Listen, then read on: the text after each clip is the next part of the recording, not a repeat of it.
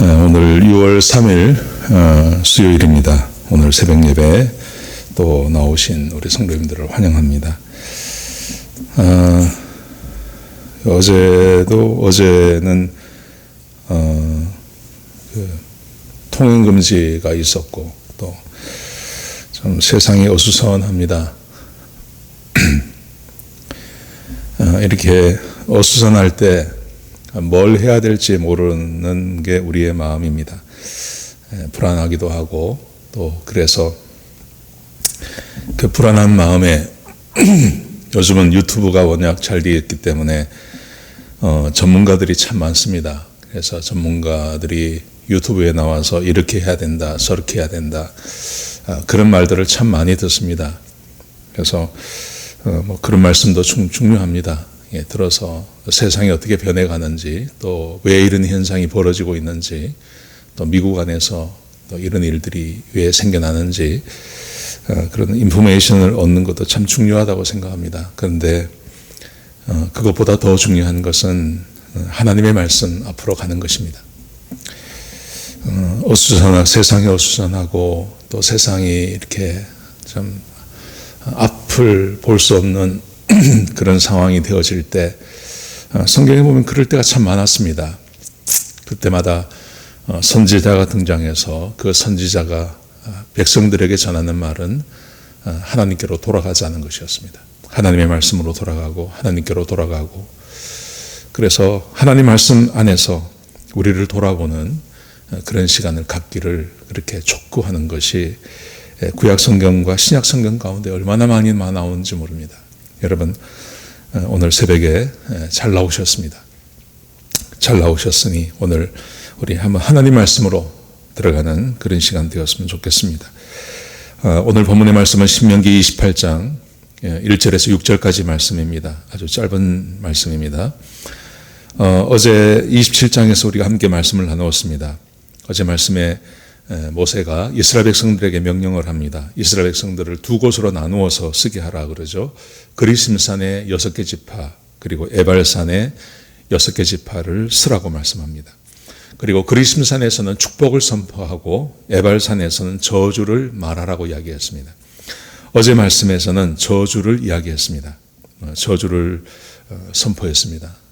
그것은 27장 26절에 보시면 이 율법의 말씀을 실행하지 아니하는 자는 저주를 받을 것이라 할 것이요. 하나님의 말씀을 쭉 이야기하면서 이 말씀대로 살지 않는 사람들은 저주를 받을 거다, 그렇게 선포하라고, 에발산에서 그렇게 선포하라고. 그래서 온 백성들이 아멘으로 화답하라고 그렇게 명령을 했습니다. 오늘 28장에 와서는 이제 27장에서 저주를 말씀했으니까 28장에서는 축복을 말씀하십니다. 축복을 말씀하십니다. 저는 이 말씀이 참 좋습니다. 이 말씀이 참 좋고, 제가 거듭 말씀드리는 거지만 하나님은 우리에게 복을 주기를 원하십니다. 하나님의 계획이 하나님의 백성들이 하나님의 말씀에 순종해서 복을 받는 겁니다. 그래서 세상에 이렇게 사는 것이 사람이 살아가야 할 참된 삶이라는 것을 가르치는 것이라고 저는 믿습니다. 자, 한번 1절 말씀 한번 보시겠습니까? 1절에 보시면 내가 내 하나님 여호와의 말씀을 삼가 듣고 내가 오늘 내게 명령하는 이 모든 명령을 지켜 행하면 내 하나님 여호와께서 너를 세계 모든 민족 위에 뛰어나게 하실 것이라. 내가 내 하나님 여호와의 말씀을 청종하면 이 모든 복이 내게 임하며 내게 이르리니. 하나님께서 두 가지를 말씀하십니다. 하나님의 말씀에 순종하고 하나님 말씀을 청종하면 두 가지를 약속하십니다. 첫 번째, 세계 모든 민족 위에서 뛰어나게 해주시겠다. 가장 뛰어난 사람들이 되게 해주겠다. 하나님께서 그렇게 약속하십니다. 두 번째는 이 모든 복을 너에게 더하겠다고 말씀하십니다. 모든 복, 그 모든 복이라는 것은 그 다음 말씀에 나오는 그 약속입니다. 보십시오. 세계 모든 민족 위에서 가장 뛰어나기 위해서는 하나님의 복이 있어야 됩니다. 하나님께서 도와주지 아니하시면 되지 않습니다. 사람들이 살아가면서 자기가 살고 있는 그 지역이 참 중요합니다. 저는 다큐멘터리를 참 좋아하는데요. 그래서 다큐멘터리를 이렇게 보면 지금 21세기를 살아가고 있는 우리 가운데도 여전히 18세기, 17세기 같은 삶을 사는 사람들이 있습니다. 정말 고생하며 사는 사람들이 있더라고요. 우리는 그냥 상상도 못할 그런 고생과 그런 어떤 그 삶의 무게를 지고 사는 사람들이 있습니다. 근데 그 이유가 뭐냐 하면 그 사람들이 살고 있는 그 지역 때문에 그렇습니다. 예를 들어서 네팔에 아주 오지에 사는 분들, 이런 분들은 그냥 주식이 지금도 감자입니다. 감자를 그냥 삶아서 그냥 그걸 먹고 살더라고요. 근데 그 감자 한 푸대를 사기 위해서 하루를 몇십 킬로 되는 짐을 지고 산을 오르락 내리락 해야 되는데, 그렇게 해도 얻어지는 하루의 수입이 10,000원밖에 안 되더라고요. 지금도 그런 사람들이 있습니다. 지금도 남미의 오지에 가면 또 그렇게 사는 분들이 계시고, 동남아시아에 가도 살고 그렇고, 참 사는 곳이 어디냐에 따라서 그 사람들의 생활 수준이 전혀 다른 그런 삶을 살고 있습니다. 자, 그런데 어디에 살든 하나님께서 도와주시면 천지의 주제 되시는 문명의 혜택을 받느냐 못 받느냐를 따라서 생활차가 그렇게 심하지 않습니까? 문명의 혜택.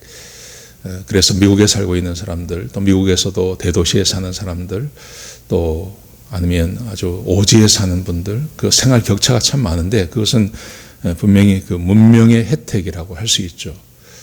그런데 사람이 주는 이 문명의 혜택이라는 것도 그 생활차를 아주 크게 한다면 온 세상을 창조하신 하나님께서 주시는 그 하나님의 복이 임하는 사람, 그 하나님의 복이 임하면 세계 모든 사람들보다 뛰어나게 해주시겠다. 저는 이 말씀을 읽을 때마다 너무 좋습니다. 너무 좋고, 저는 이 복이 우리 가정에, 우리 집에, 또 저에게 임하기를 늘 사모합니다. 그리고 제가 간절히 기도하는 것은 우리 성도들이, 우리 리버사이드 침례교회 교적을 두고 있고 하나님의 말씀을 사모하고 하나님의 말씀대로 살기를 사모하는 우리 모든 성도들에게 이 복이 임하기를.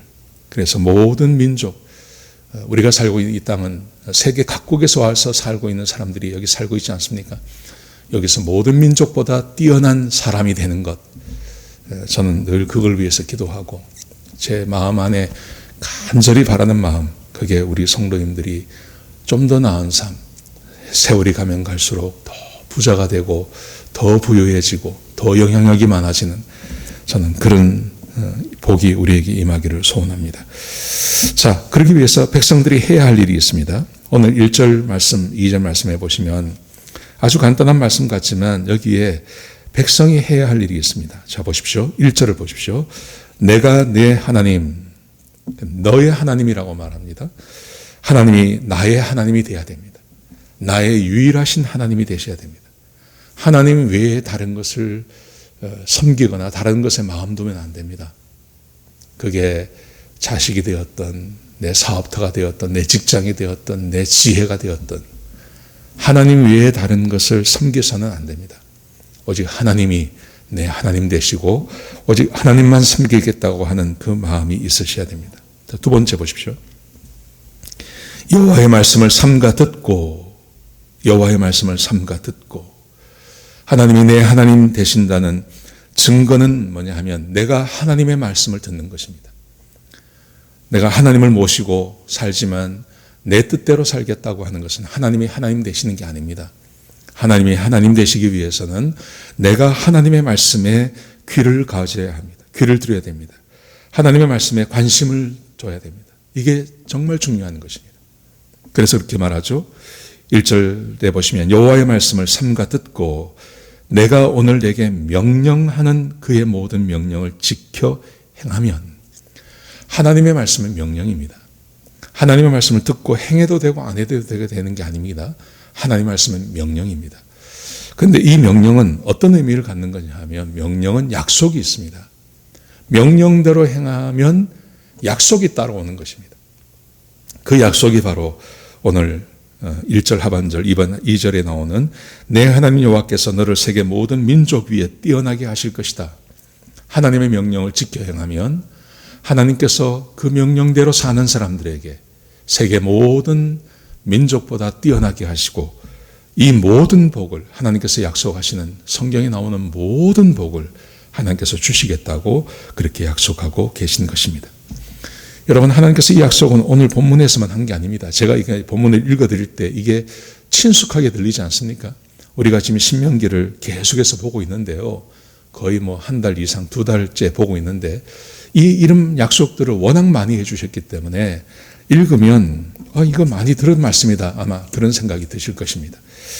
자, 하나님께서 약속하신 복 보십시오. 세계 모든 민족 위에 뛰어나게 하기 위해서 이 모든 복을 너에게 더하신다고 하는데 그 모든 복이 뭔지 한번 보시기 바랍니다. 자, 그 말씀이 3절부터 6절까지 기록되어져 있습니다. 제가 먼저 읽어드리겠습니다. 이렇게 말씀하세요. 성읍에서도 복을 받고 들에서도 복을 받을 것이며 내 몸의 자녀와 내 토지의 소산과 내 짐승의 새끼와 소와 양의 새끼가 복을 받을 것이며 내 광주리와 떡반죽 그릇이 복을 받을 것이며 내가 들어와도 복을 받고 나가도 복을 받을 것이니라. 3절과 6절 이 짧은 절 두 줄 반, 세 줄밖에 되지 않는 이 짧은 구절 안에 하나님께서 사람에게 필요한 모든 복을 다 주십니다. 이 복을 받을 수 있으면 세계 모든 사람 민족 위에 가장 뛰어난 민족과 사람이 될 줄로 믿습니다. 자, 우리 하나씩 한번 보시죠. 성읍에서도 복을 받는다는 말이 무슨 말일까요? 이것은 성읍이라는 것은 도시를 말하는 겁니다. 사람들이 모여서 사는 도시를 말합니다. 여기는 경쟁이 있습니다. 여기는 경쟁이 있고 또 이 성읍은 적의 공격을 받는 곳입니다. 그래서 여기는 안전해야 되고요. 평화로워야 되고요. 그리고 경쟁에서 이겨야 됩니다. 지혜가 필요하고 힘이 필요하고 능력이 필요한 것입니다. 하나님께서 성읍에서 복을 주시겠다. 하나님께서 평화를 주시겠다는 것입니다. 지혜를 주시겠다는 것입니다. 안전을 주시겠다는 것입니다. 그리고 경쟁에서 이기도록 해 주시겠다는 것입니다. 성경에 보면 하나님의 복을 받은 사람들이 항상 성읍의 그 성벽 위에 올라가서 장로들과 함께 앉아 있다. 이런 말이 나옵니다. 성읍의 복을 받은 사람들을 말하는 거죠. 자, 두 번째, 들에서도 복을 받습니다. 들에서도 복을 받는다는 말의 의미는 들이라는 것은 외부의 위협이 있는 곳입니다. 적의 위협이 있고요. 또 짐승의 위협이 있고요. 도적의 위험이 있습니다. 근데 그 위협으로부터 막아주시겠다는 것입니다. 하나님께서 안전하게 지켜주시겠다는 약속하시는 것입니다. 우리의 삶에 알게 모르게 위협이 얼마나 많습니까? 지금 우리는 도심에 살고 있지만 사실은 광야 같은 곳에서 사는 곳입니다. 눈에 보이지 않는 그 바이러스가 사람의 삶을 얼마나 피폐하게 만드는지 모릅니다. 어제도 집에 들어가서 6시 이후에 밖에 나가지 말라 그러니까요. 얼마나 답답한지. 그런 외부의 침입, 외부의 적으로부터 나를 안전하게 지켜주시는 그 복을 하나님께서 주시겠다고 약속하십니다. 4절에 보시면 이렇게 말씀하십니다. 내 몸의 자녀도 내 몸의 자녀에게 복을 주시겠다고 말씀하세요. 여러분, 내 몸의 자녀는요, 현재의 힘이 되는 거고 이것은 미래가 되는 것입니다. 그래서 잠언에 보시면 자녀에 대해서 말하기를 장수의 전통에 있는 화살과 같다 그러죠. 현재의 힘이 되는 것입니다. 현재의 힘이 있으면 미래도 보장이 되는 겁니다. 여러분, 우리가 이 땅을 살면서 특별히 미국에 이민 오신 분들, 많은 분들의 마음 가운데 자녀가 잘 되기를 원합니다. 그 마음이 있습니다. 그래서 이민 오신 분들이 많을 것입니다. 자녀들이 잘 되는 것은 내가 잘 되는 것보다 더 좋은 거 아닙니까? 그래야 미래가 있는 것입니다. 내가 아무리 잘 돼도 자녀가 잘 되지 못하면 미래가 없습니다. 얼마나 슬픈지 모릅니다. 근데 하나님께서 말씀하시기를 하나님 말씀에 순종하는 자들에게 자녀들까지도 잘 되게 해주시겠다고, 미래를 주시겠다고 약속하시는 것입니다. 그래서 하나님께서 말씀하시기를 항상 한 대를 말하지 않습니다. 내가 너와 함께 너의 예를 들면 다윗 같은 경우 너의 그 왕좌가 왕자가 너의 그 왕의 지위가 너의 자녀에게도 가게 해주겠다. 이렇게 약속하시는 거 아닙니까? 그 다음 보십시오. 3절 중반절에 보시면 토지의 소산이 복을 받습니다. 토지의 소산. 토지의 소산은 식량을 말하는 거죠. 식량은 가장 삶의 기본적인 필요입니다. 식량이 없으면 당장 배가 고프고 당장 먹을 것이 없는 것처럼 답답한 게 어디 있습니까? 그런데 하나님께서 토지의 소산, 이게 내가 마음대로 할 수 없는 겁니다. 지금도 농사를 짓는 분들은 마음대로 하는 게 아닙니다. 물이 땅을 파서 우물을 파서 물을 낸다고 하더라도 물이 너무 많이 오는 홍수가 나면 그 다 쓸려 내려가지 않습니까? 지금도 토지의 소산은 내 마음대로 되지 않습니다. 하물며 3000년 전, 2500년 전에 토지의 소산, 농사를 짓고 거두는 것 자기 마음대로 하는 거 없습니다. 그런데 하나님께서 이거 책임져 주시겠다고 약속해 주시는 것입니다. 삶의 가장 기본적인 필요, 이 필요를 하나님께서 채워주시는 복을 말하는 것입니다. 그 다음 보십시오. 5번째로 보시면 짐승의 새끼와 소와 양의 새끼를 주시겠다고 약속하십니다. 이것은 자산을 말하는 겁니다. 자산. 하나님께서 아브라함을 이야기하고 아브라함의 재산을 말씀하실 때 소가 몇 마리, 양이 몇 마리, 낙타가 몇 마리 항상 그렇게 말씀하십니다.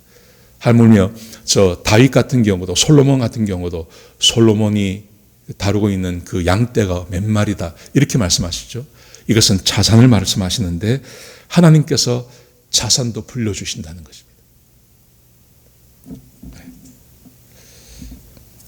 저는 언젠가부터 우리 한국의 그 많은 목사님들이나 이런 분들이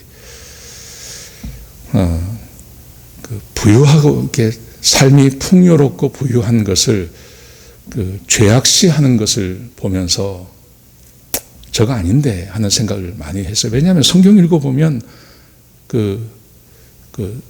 가난한 게 좋다고 말하는 경우는 거의 없거든요. 하나님께서 복을 주시면서 그 복을 누리라고 이야기를 하지. 근데 이상하게 자꾸 이렇게 그 물질의 축복이나 이렇게 부유한 것에 대해서 죄악시하고 가난한 게 좋은 거라고 말하고 하는 것을 보면서 동의가 잘 안 됐어요. 여러분, 가난해 보셨습니까? 정말 가난해 보셨습니까? 먹을 게 없고, 입을 게 없고, 학교에 낼 돈이 없고, 그게 얼마나 힘든데요. 내가 가난하면 나만 힘든 게 아니라 내 주변 사람이 다 힘이 듭니다. 날 도와줘야 되니까요. 형제가 가난하면 주변 사람들이 다 힘이 듭니다. 가난한 게 좋은 거 아닙니다. 청빈을 이야기하죠. 자꾸 청빈. 내가 부유하게 살 수 있는데 그 부유한 것을 부를 축적해 가는 게 아니라 자꾸 부만 축적하는 게 나누어 주고 하는 것은 얼마든지 할 수 있는 건데 내가 가난하면 나눠줄 것도 없습니다. 그래서 속지 말아야 됩니다. 절대 속지 말아야 됩니다. 하나님께서 짐승의 새끼와 소와 양의 새끼를 늘려주시겠다고, 자산을 늘려주시겠다고 약속하고 계신 것입니다. 자, 그 다음 보십시오. 5절에 보시면 내 광주리가 복을 받고 떡반죽 그릇이 복을 받는다고 말합니다. 떡반죽 그릇과 광주리를 따로 나눠서, 광주리는 뭐냐 하면 광주리는 과일을 두는 거죠. 이것은 여유를 말하는 것입니다. 광주리에 과일이 이렇게 그득이 담겨 있으면 왠지 지금도 마음이 푸근하지 않습니까? 집에 들어갔는데 집에 먹을 것이 많습니다. 이곳저곳에 과일도 있고, 과자도 있고, 빵도 있고, 케이크도 있고, 아이스크림도 있고. 그럼 그게 참 여유로운 거 아니겠습니까? 여유로운 거. 우리가 어디 여행을 가거나 아니면 어디 베케이션을 가면 먹을 것부터 챙기지 않습니까? 왜냐하면 여유를 갖는 것입니다.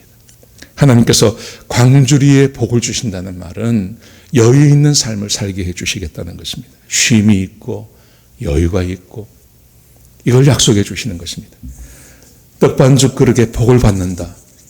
떡반죽 그릇이 복을 받는다는 말은 그 떡반죽 그릇이 자꾸 늘어난다는 말이죠. 사람이 먹을 수 있는 한 사람이 먹을 수 있는 것은 한계가 있는 겁니다. 근데 떡반죽 그릇에 복을 받는다는 말은 저는 이걸 이렇게 해석하고 싶어요. 먹는 사람이 많아지는 것입니다. 가족이 자꾸 늘어나는 것입니다. 먹을 수 있는 사람이 자꾸 늘어나고, 근데 그를 얼마든지 먹을 수 있는 능력이 생겨나는 것을 말하는 것입니다. 잘 되는 가정, 복 받는 가정은 자꾸 사람들이 모이는 곳이죠. 사람들이 오고 또 먹는 사람들이 늘어나고 그것을 얼마든지 먹을 수 있고, 그래서 다윗의 밥상에서 한 끼에 먹는 사람의 숫자를 성경은 카운트하지 않습니까? 함께 먹는 사람의 숫자가 100명이다, 200명이다. 한 번 식사할 때마다 그렇게 많은 사람들이 와서 함께 식사하는 것, 떡반죽 그릇에 복을 받는다는 말은 그런 의미를 말하는 거죠. 마지막 절 6절에 보시면 내가 들어와도 복을 받고 나가도 복을 받고, 하나님께서 무엇을 해도 복을 주신다는 것입니다. 무엇을 해도 항상 하나님이 복을 주신다고 약속하시는 것입니다. 사랑하신 성도 여러분, 하나님께서 오늘 본문의 말씀을 하시기 전에 하나님께서 하신 것을 기억하셔야 됩니다. 제단은 다듬지 말라 그랬어요. 제단은 다듬지 말고 자연석 그대로 쓰라고 말씀하셨어요. 그런데 하나님의 말씀이 기록되어진 돌비, 그 돌비는 잘 다듬고 거기에 석회를 바르고 거기에 하나님의 십계명을 쓰라고 말씀하시죠.